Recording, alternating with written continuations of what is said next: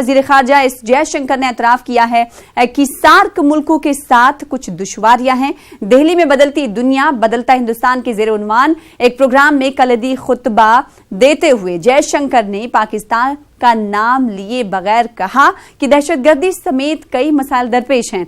इन्होंने कहा कि बिम्स्टेक ग्रुप में मुश्तरका समझ है, इसीलिए इस ग्रुप के मेंबर मुल्कों को सरबराहों को मोदी की हलफबर्दारी तकरीब में मदऊ किया गया था। तो वजीर ख़ारजा एस जयशंकर ने एतराफ़ किया है कि सार्क मुल्कों के साथ कुछ दुश्वारियां हैं।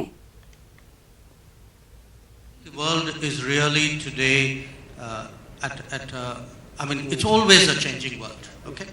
But the question is, the changes are very sharp, very discontinuous, very much more complex than they have been in the past.